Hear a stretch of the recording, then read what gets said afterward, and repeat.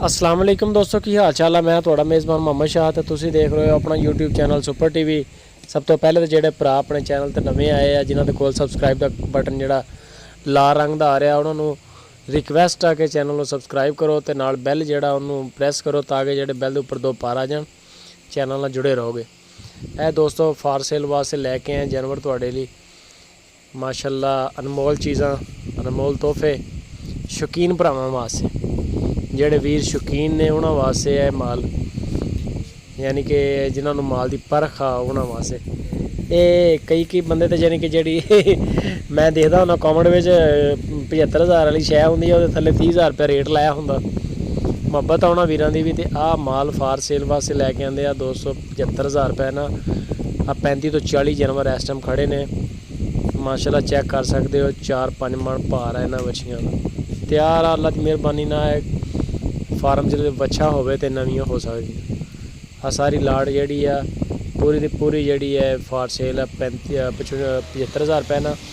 तो आ जी लाट आई है जी आ हैगी चेक कर लो, ये 55,000 रुपये वाला फार सेल। वीडियो एंड तक देखनी है, इंशाल्लाह रेट होर भी घटावांगे।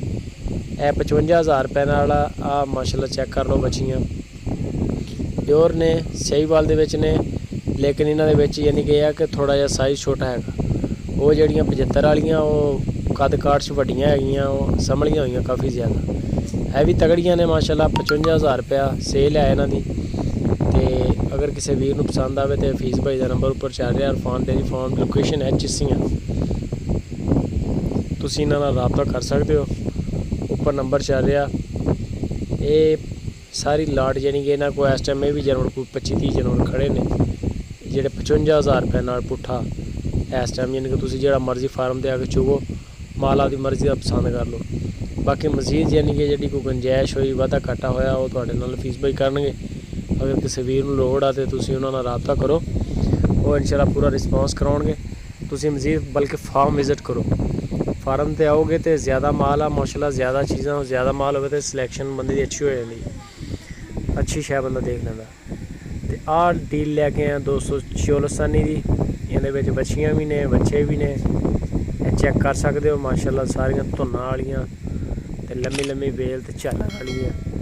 ये चौलस्तानी दे भी तकरीबन कोई 15-20 जानवर इस टाइम मेरा ख्याल है कि इन्हों को खड़े आ।